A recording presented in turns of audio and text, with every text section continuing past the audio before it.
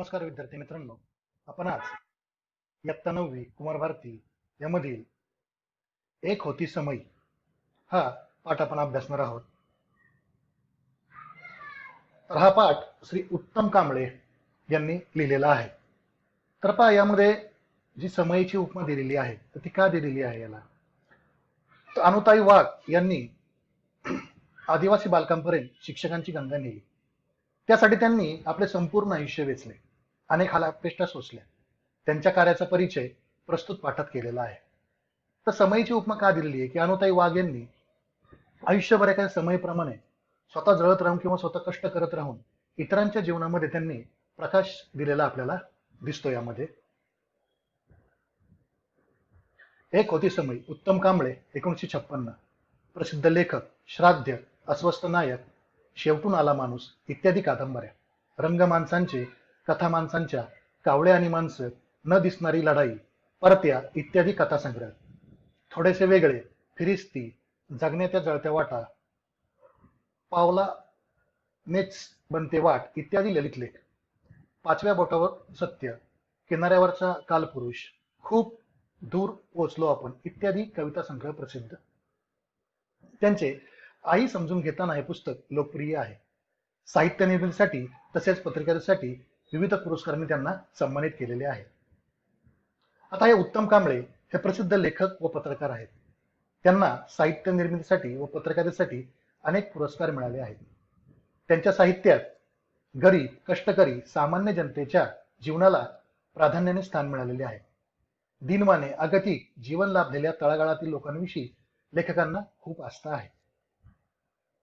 आदिवासी भागात पूर्व प्राथमिक शिक्षणाची गंगा घरोघरी पोहोचण्यासाठी ज्यांनी आपले अवघे आयुष्य वेचले अशा समाजसेविका व शिक्षणतज्ञ अनुताई वाघ यांच्या कार्याचा परिचय प्रस्तुत पाठातून लेखकांनी करून दिलेला आहे. प्रस्तुत पाठ डोंगरासाठी काही फुले या पुस्तकातून घेतलेला आहे. म्हणजे या प्रस्तुत पाठामध्ये उत्तम कांबळे यांनी अनुताई वाघ यांनी आदिवासी बालकांपर्यंत शिक्षणाची गंगा नेली. त्यासाठी त्यांनी आपले संपूर्ण आयुष्य वेचले, अनेक हालापेष्टा सोसल्या. त्यांच्या कार्याचा परिचय प्रस्तुत पाठात करून देण्यात आलेला आहे. तर अनुताई वाघ यांचा थोडासा आपण जीवनपट पाहूया. तर 17/3/1910 रोजी त्यांचा जन्म मोरगाव, पुणे येथे झालेला आपल्याला दिसतो. वडील बाळकृष्ण भाग आणि आई यमुनाबाई वाघ. 1925 मध्ये व्हर्नॅक्युलर फायनल परीक्षेत नाशिक जिल्ह्यात त्या प्रथम आल्या.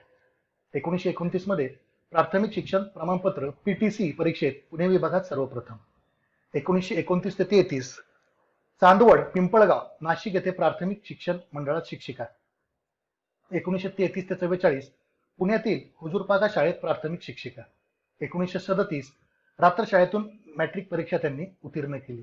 1945 मध्ये ताराबाई मोडक यांची गुरुभेट, बोरवली येथे आयोजित कस्तुरबा ट्रस्ट बालसेविका प्रशिक्षण शिबिरात दाखल. 1945 ते 56 ताराबाई मोडक यांच्या समवेत बोर्डी येथे ग्राम बाल शिक्षण केंद्राच्या कार्यात त्या सहभागी झाल्या.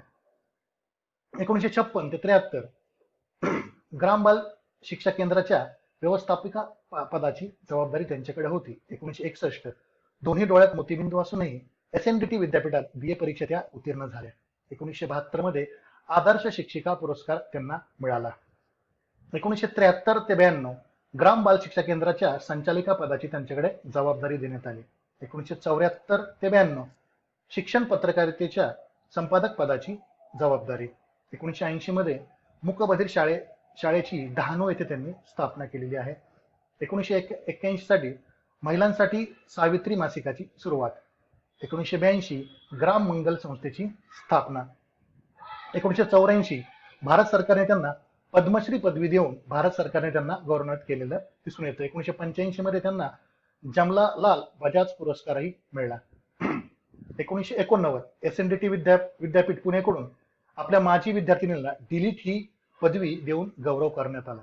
आणि 29/9/1992 त्यांचा मृत्यू झालेला आपल्याला दिसून येतो, तो कोसबाड हिल या ठिकाणी झालेला. अशा प्रकारे संपूर्ण जो काही अनुताईंचा आपण जीवनपट पाहिलेला असतात की उत्तरोत्तर त्या आपल्या याच्यामध्ये प्रगती करत गेलेल्या आहेत. त्या प्रगतीचा वापर किंवा आपल्या ज्या काही ज्ञानाचा वापर आहे त्यांनी आदिवासींसाठी किंवा आदिवासींच्या बालकांच्या उद्धारासाठी केलेला आहे. काही माणसं वादळ झेलतात आणि पचवतात, पुढे विशाल सागराचं रूप धारण करतात. काही माणसं वादळामुळे कोलमडून पडतात, तर काही माणसं वादळ पचवण्याचे धडे दुसऱ्याकडून घेतात. आयुष्यभर आदिवासींसाठी डहाणू जवळील कोसबाडच्या टेकडीवर ज्ञान यज्ञ तेवत ठेवणाऱ्या थोर समाजसेविका आणि शिक्षणतज्ञ अनुताई वाघ यांचा समावेश यापैकी पहिल्या श्रेणीत करावा लागेल. त्यांच्या निधनाने कोसबाडची टेकडी हळहळली आणि परिसरातील सर्व आदिवासींना हुंदके फुटले. तर पहा, काही माणसं वादळ झेलतात आणि पचवतात. म्हणजे काय, तर आयुष्यात ज्या काही माणसांच्या समोर ज्या काही अडचणी येतात त्या अडचणींवर मात करून ते यश मिळवतात आणि पुढं विशाल सागराचं रूप धारण करतात. म्हणजे जे काही अडचणीवर मात केल्यानंतर पुढे जाऊन त्यांचं जे काही कार्य आहे ते विशाल सागराचं रूप धारण करतात. काही माणसं असतात ती वादळामुळे कोलमडून पडतात, तर काही माणसं वादळ पचवण्याचे धडे दुसऱ्याकडून घेतात.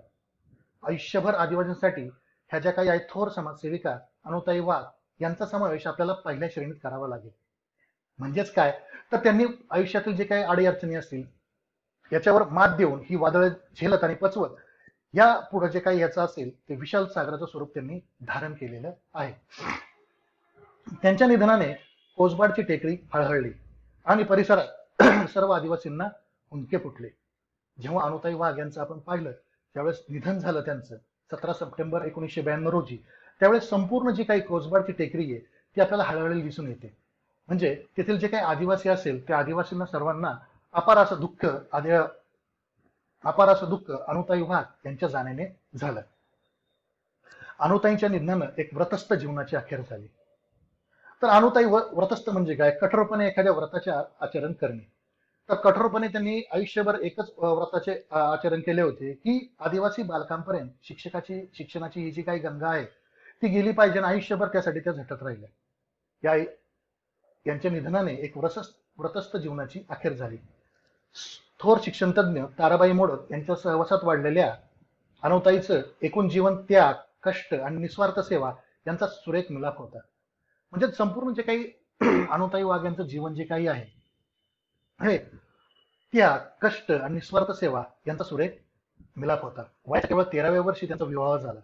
विवाह असतो तरी काय हे समजण्यापूर्वी म्हणजे केवळ 6 महिन्यातच त्यांच्या इवल्याच्या कपाळावरील कुंकू नियतीने कायमचं पुसून टाकलं. तर ह्या ज्या काही अनुताई वाघ आहे यांचा विवाह जो वयाच्या 13व्या वर्षी झाला. विवाह म्हणजे नक्की काय हे समजण्यापूर्वीच केवळ विवाह झाल्यानंतर 6 महिन्यातच त्यांच्या इवल्याच्या कपाळावरील कुंकू नियतीने कायमचं पुसून टाकलं. म्हणजे त्यांच्या पतीचं जे काही आहे त्या पतीचा मृत्यू झाला, त्या विधवा झाल्या. भातुकलीचा खेळ मोडला. पण छोट्या अनुनं आभाला एवढं दुःख पचवलं, कोलमडून टाकणारं वादळ पचवलं. ताराबाईंनी त्यांच्या डोळ्यातील अश्रू पुसले. दुःखांचा डोंगर टाचेखाली चिरडत अनुताई मोठ्या जिद्दीने उभ्या राहिले, त्या कधीही पराभूत न होण्यासाठी. म्हणजे एवढं जे काही त्यांच्यावर दुःख जरी आलेलं असलं तरी त्या डगमगल्या नाही, त्या हरल्या नाहीत. आपण पाहिलं की काही माणसं वादळ झेलतात आणि ती पचवतात, पुढं विशाल स्वरूप धारण करतात. त्याचप्रमाणे हे जे काही नियतीनं त्यांच्यावर जो काही घाला घातला होता हा, की त्यांचं जे काही कुंकू पुसलं होतं हे 6 महिन्यातच, म्हणजे त्यांच्या पतीचं निधन झालं, त्या विधवा झाल्या होत्या, तर त्या डगमगल्या नाही. तर त्यांनी हे दुःख पचवलं, कोलमडून टाकणारं वादळ पचवलं आणि ताराबाईंनी त्यांच्या डोळ्यातील अश्रू पुसले. दुःखांचा डोंगर टाचेखाली चिरडत अनुताई मोठ्या जिद्दीने उभ्या राहिल्या, त्या कधीही पराभूत न होण्यासाठी. त्यांनी स्वतः शिक्षण घेणे सुरू केले. बाहेरून अभ्यास करून त्यांनी पदवी मिळवली. समाजव्यवस्थेत पिसलेल्या असंख्य आदिवासींच्या घरोघरी ज्ञानगंगा नेण्याचं व्रत स्वीकारलं. तर काय केलं त्यांनी की बाहेरून शिक्षण घ्यायला सुरुवात केलं त्यांनी आणि समाजव्यवस्थेत पिसलेल्या असंख्य आदिवासींच्या घरी ज्ञानगंगा नेण्याचं व्रत स्वीकारलं. म्हणजे समाजामध्ये जे काही मागे राहिलेले आहेत, जे काही आदिवासी आहेत, त्यांच्या घरोघरी ही ज्ञानाची गंगा नेण्याचं व्रत त्यांनी स्वीकारलं. ग्राम बाल शिक्षा केंद्रात सुरू केलेल्या पूर्व प्राथमिक शाळेत कार्यकर्ती म्हणून कामास प्रारंभ केला आणि ताराबाईच्या निधनानंतर त्या संस्थेच्या संचालिका झाल्या. म्हणजे प्रथमतः त्यांनी ही ग्राम बाल शिक्षा केंद्र जे काही आहे पूर्व प्राथमिक शाळेत कार्यकर्ती म्हणून कामास प्रारंभ केला आणि ताराबाईच्या निधनानंतर त्या संस्थेच्या संचालिका झाल्या. ताराबाईच्या रोपट्याचं त्यांनी पुढे वटवृक्षात रूपांतर केलं. वेगवेगळ्या कल्पना, शिक्षणासाठी वेगवेगळी क्षेत्र आणि सातत्याने नवनवीन प्रयोग हे त्यांच्या कामाची त्रिसूत्री होती. तर कोणती त्रिसूत्री होती त्यांच्या कामाची? तर वेगवेगळ्या कल्पना, म्हणजे नवीन काही असेल त्या वेगवेगळ्या कल्पना, त्या ही जी काही आहे ही आदिवासींच्या घरोघरी ज्ञानगंगा जी काही न्यायची आहे त्यासाठी वेगवेगळ्या कल्पना, शिक्षणासाठी वेगवेगळे क्षेत्र आणि सातत्याने नवनवीन प्रयोग ही त्यांच्या कामाची त्रिसूत्री होती. भाकरीच्या शोधात आयुष्य गमावणाऱ्या आणि दारिद्र्याचा शाप कपाळावर घेऊन फिरणाऱ्या असंख्य आदिवासी बालकांना अनुताईंनी आपल्या कर्तृत्वाच्या पंखाखाली आश्रय दिला, मायेची ऊब दिली आणि असंख्य मनांमध्ये ज्ञानाची ज्योत पेटवली. शिक्षक, मार्गदर्शक, कार्यकर्त्या, विचारवंत, लेखिका अशी विविध रूप व्यक्त करताना त्यांनी आदिवासींमध्ये चांगलं स्थान मिळवलं. म्हणजे हे काम करत असताना आदिवासींचा जर आपण विचार केला, हे काम करत असताना भाकरीच्या शोधात आयुष्य गमावणाऱ्या आणि दारिद्र्याचा शाप कपाळावर घेऊन फिरणाऱ्या असंख्य आदिवासींना, आपण जर आदिवासींचं आजही जीवन पाहिलं तर दारिद्र्याचा शाप त्यांना मिळालेला आहे आणि रोजचं जीवन किंवा रोजची भाकरी कशी मिळेल या शोधातच त्यांचं संपूर्ण आयुष्य गेलेलं आपल्याला दिसून येतं. तर यामध्ये ह्या फिरणाऱ्या असंख्य आदिवासी बालकांना अनुताईंनी आपल्या कर्तृत्वाच्या पंखाखाली आश्रय दिला, मायेची ऊब दिली आणि असंख्य मनांमध्ये ज्ञानाची ज्योत पेटवली. असंख्य जे काही मन आहे की ह्यांचं आपण जर पाहिलं की आदिवासींचं नेहमीचं रुटीन जर आपण पाहिलं की भाकरीचा शोध नियमित घ्यायचा, रोजची भाकरी कशी मिळेल हे पाहायचं, परंतु ह्या जे काही आदिवासी आहे ह्या आदिवासींच्या बालकांमध्ये अनुताईंनी आपल्या कर्तृत्वाच्या पंखाखाली यांना आश्रय दिलेला आहे, मायाची ऊब दिली आणि असंख्य मनांमध्ये ज्ञानांची ज्योत पेटवली. एक शिक्षक, मार्गदर्शक, कार्यकर्त्या, विचारवंत, लेखिका अशी विविध रूपे व्यक्त करत त्यांनी आदिवासींमध्ये चांगलं स्थान मिळवलं. म्हणजे त्या शिक्षकही होत्या, मार्गदर्शकही होत्या, कार्यकर्त्याही होत्या, विचारवंतही होत्या, लेखिका होत्या. अशी विविध रूपं त्यांनी ज्यावेळेस तिथं काम करत होत्या कोसबाडच्या टेकडीवर, त्यावेळेस विविध रूपं व्यक्त करताना त्यांनी आदिवासींमध्ये एक चांगलं मानाचं स्थान मिळवलं. रानावनात भटकणाऱ्या आदिवासींना व्यावहारिक शिक्षण देणे तसे खूप सोपे, पण जाणीवपूर्वक आणि आयुष्यात उपयुक्त ठरणारं औपचारिक शिक्षण देणे खूप अवघड. म्हणजे रानावनात जे काही आदिवासी भटकतात त्यांना व्यावहारिक शिक्षण म्हणजे व्यवहार ज्ञानाचं शिक्षण देणं हे अतिशय सोपं होतं. कारण रोजच्या जीवनामध्ये जीवन जगण्यासाठी किंवा रोजची भाकरी मिळवण्यासाठी काय ज्ञान द्यावं लागतं हे ते लगेच शिकले असते, पण जाणीवपूर्वक आणि आयुष्यात उपयुक्त ठरणारं औपचारिक शिक्षण देणं खूप अवघड होतं. आता औपचारिक शिक्षण म्हणजे काय? पूर्व प्राथमिक, प्राथमिक, माध्यमिक, उच्च माध्यमिक अशा शाळांमध्ये दिले जाणारे जे काही रूढ शिक्षण असते याला औपचारिक शिक्षण म्हणतात. हे जे काही औपचारिक शिक्षण ते आदिवासींना द्यायचं होतं हे काही त्यांच्या दृष्टिकोनातून हे खूप अवघड होतं. त्यासाठी आवश्यकता असते भविष्याचा वेध घेण्याची दूरदृष्टी आणि धडपड. या दोन्ही गोष्टी अनुताईंकडे होत्या. आता जे काही आदिवासींना औपचारिक शिक्षण द्यायचं होतं त्यासाठी काय आवश्यकता असते, तर भविष्याचा वेध घेणारी दूरदृष्टी आणि धडपड या दोन्ही गोष्टी कोणाकडे होत्या? अनुताईंकडे होत्या. म्हणजे भावी काळात काय काय होऊ शकेल, काय उपयोगी होऊ शकेल या दृष्टिकोनातून विचार करून अनुताईंनी त्यांना शिक्षण दिले. त्यामुळे त्यांना वेगवेगळे प्रयोग करताना कसलीही अडचण भासली नाही की पाश्चिमात्य अभ्यासक्रम भाषांतरित करावा लागला नाही. प्राथमिक शिक्षण म्हणजे एकूण शिक्षणाचा आणि आयुष्याचा भक्कम पाया असावा लागतो याचं भान त्यांनी कधीही विसरल्या नाही. मग ह्या ज्या काही दोन गोष्टी अनुताईंकडे होत्या की भविष्याचा वेध घेण्याची दूरदृष्टी आणि धडपड, त्यामुळे काय झाले की पाश्चिमात्य अभ्यासक्रम म्हणजे जे काही पाश्चिमात्य असतील, फॉरेनचे अभ्यासक्रम असतील, त्यांचे अभ्यासक्रम त्यांना भाषांतर कधीच करावा लागला नाही. प्राथमिक शिक्षण म्हणजे एकूण शिक्षणाचा आणि आयुष्याचा भक्कम पाया असतो याचं भान त्या कधीही विसरल्या नाहीत. म्हणजे त्यांनी एक लक्षात ठेवलं होतं की बाबा हे जे काही प्राथमिक शिक्षण आपल्याला द्यायचंय हे प्राथमिक शिक्षण म्हणजे आयुष्याचा एक भक्कम पाया असावा लागतो. याचं भान त्या कधीही विसरल्या नाही की शिक्षणाच्या दिशाहीन प्रसाराचा ध्यास त्यांनी कधीही धरला नाही. आपल्या मंद प्रकाशात मंदिर उचलून टाकणाऱ्या समयप्रमाणे अनुताईंनी काम केलं. प्रसिद्धीचा झगमगाट मिळवण्याचा हव्यास त्यांनी धरला नाही, कारण त्या आणि त्यांचं कार्यच स्वयंप्रकाशित होतं. अनेकांनी या लोभस उजेडात आपल्या आयुष्यातील अंधार संपवण्याचा प्रयत्न केला. प्रसिद्धी आणि मान सन्मान त्यांच्यापर्यंत चालत आले आणि त्यांनी स्वतःचं भाग्य उजळून घेतलं. त्यांनी केलेल्या अजोड कामाला कोणाच्या शिफारस पत्राची गरज नव्हती किंवा एखाद्या पुस्तकाची आवश्यकता नव्हती. पुरस्काराला छेद देऊन पुढे जाणारं त्यांचं कार्य होतं. म्हणून आदर्श शिक्षक, पद्मश्री, दलित मित्र यासारखे मान सन्मान नेहमीच अनुताईंच्या शोधात भटकत राहिले. म्हणजे अनुताईंकडे ज्या काही दोन गोष्टी होत्या की भविष्याचा वेध घेण्याची दूरदृष्टी आणि धडपड, आणि त्यांनी एक लक्षात ठेवलं की प्राथमिक शिक्षण म्हणजे एकूण शिक्षणाचा आणि आयुष्याचा भक्कम पाया असावा लागतो. तर त्यामुळे त्यांनी जे काही केलं की त्यांनी त्यामुळं शिक्षणाचा दिशाहीन प्रसाराचा ध्यास त्यांनी कधी धरला नाही. आपल्या मंद प्रकाशात मंदिर उजळून टाकणाऱ्या समयप्रमाणे अनुताईंनी काम केलं की समयचा प्रकाश आपण पाहिला की एकदम मंद असतो आणि संपूर्ण मंदिर हे समय उजळून टाकते, त्याचप्रमाणे प्रसिद्धीचा झगमगाट असेल किंवा इतर गोष्टी असेल याच्या मागे न लागता त्यांनी आपलं कार्य चालू ठेवलं. अनेकांनी या लोभसुजडात आपल्या आयुष्यातील अंधार संपवण्याचा प्रयत्न केला, की अनेक जे काही आदिवासी असतील तर त्यांनी ह्या लोभसुजडात म्हणजे त्यांच्या ह्या कार्याने केलेल्या कार्यामध्ये आपल्या आयुष्यातील अंधार संपवण्याचा प्रयत्न केला. प्रसिद्धी आणि मानसन्मान त्यांच्यापर्यंत चालत आले आणि त्यांनी स्वतःचं भाग्य उजळून घेतले. जे त्या कधी प्रसिद्धी मान सन्मान यांच्या मागे लागले नाहीत, तर प्रसिद्धी किंवा मान सन्मान स्वतःहून त्यांच्याकडे चालत आले. त्यांनी जे काही कार्य केलं त्या कार्याला कुठल्याही शिफारस पत्राची गरज नव्हती किंवा एखाद्या पुरस्काराची आवश्यकता नव्हती. पुरस्काराला छेद देऊन पुढे जाणार हे त्यांचं कार्य होतं. म्हणजे कुठलंही एखादं पुस्तक लिहिलं पाहिजे त्यांच्यावर किंवा एखादं शिफारस पत्र दिलं पाहिजे अशी काही गरज नव्हती, कारण त्यांनी केलेलं कार्य हे अतिशय चांगलं आणि समाजाच्या उपयोगी असणारं आदिवासींच्या बालकांपर्यंत शिक्षणाची गंगा पोहोचवणार असं त्यांनी हे कार्य केलं होतं. म्हणून आदर्श शिक्षक, पद्मश्री, दलित मित्र यांसारखे मानसन्मान नेहमीच अनुताईच्या शोधात भटकत राहिले.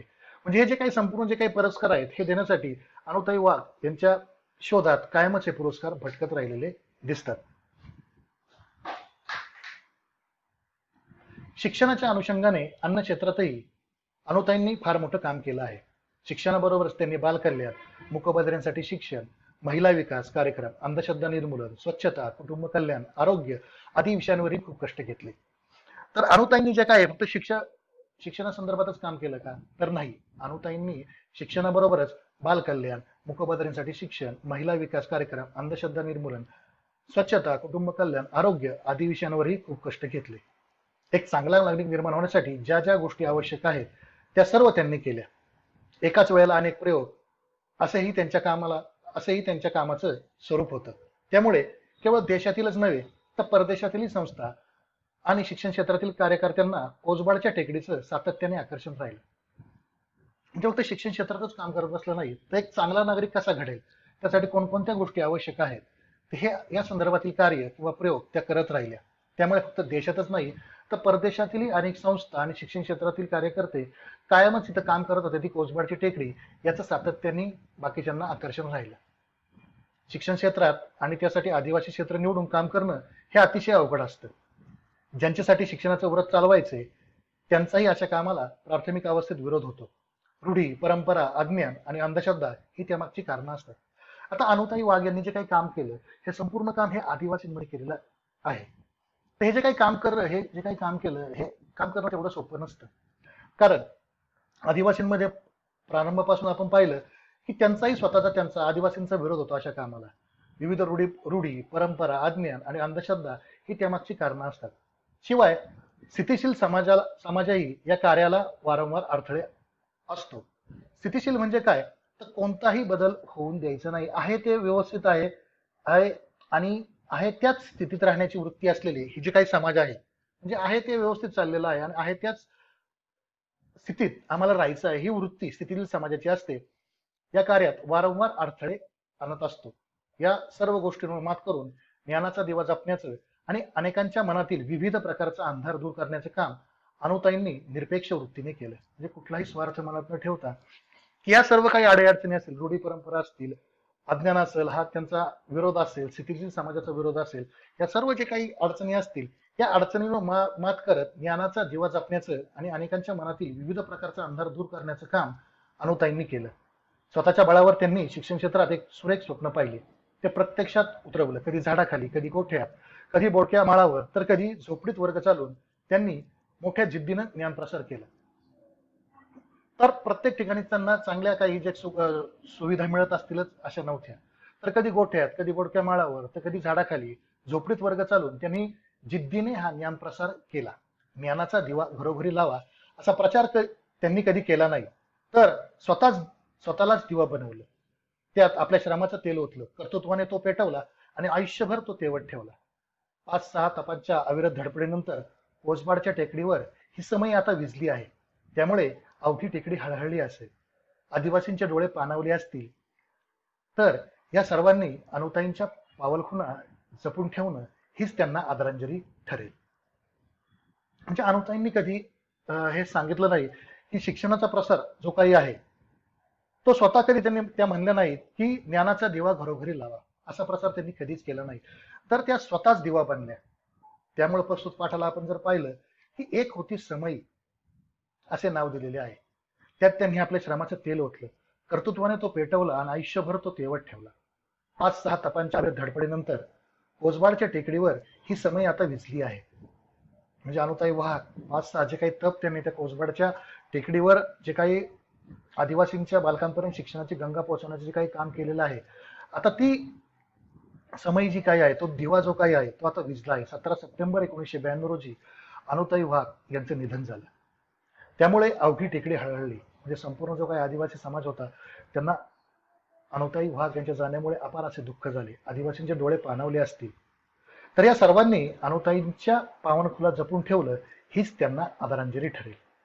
काय सांगितलंय की बाबा ह्या सर्वांनी ज्या काही अनुताईंच्या ज्या काही पावनखुला आहे, म्हणजे अनुताईंनी जे काही सांगितलेलं आहे की शिक्षणासंदर्भात प्रत्येक ठिकाणी शिक्षण त्यांनी पोहोचवण्याचा आदिवासी बालकांपर्यंत त्यांनी प्रयत्न केला. तर अनुताईंच्या ह्या ज्या काही पावलखुणा आहेत ह्या जरी जपून ठेवल्या तर हीच त्यांना आदरांजली ठरेल असे लेखक म्हणतो. त्या संपूर्ण याच्यामध्ये एका समईप्रमाणे स्वतःलाच दिवा बनवून त्याच्यामध्ये आपल्या श्रमाचं तेल ओतून कर्तृत्वाने तो पेटवून आणि आयुष्यभर तो तेवत ठेवून त्यांनी आदिवासींच्या बालकांपर्यंत शिक्षणाची गंगा पोहोचवण्याचं किंवा तिथं गंगा पोहोचवण्याचं त्यांनी काम केलेलं आपल्याला दिसतं. तर यामध्ये अनुताई वाघ यांचं हे जे काही आदिवासींसंदर्भातलं कार्य आहे हे संपूर्ण दाखवण्याचा लेखकाने इथे प्रयत्न केलेला आहे. आणि या सर्वांना शेवटी एकच सांगितलंय की सर्वांनी अनुताईंच्या पावलखुणा जपून ठेवणं हीच त्यांना आदरांजली ठरेल. धन्यवाद.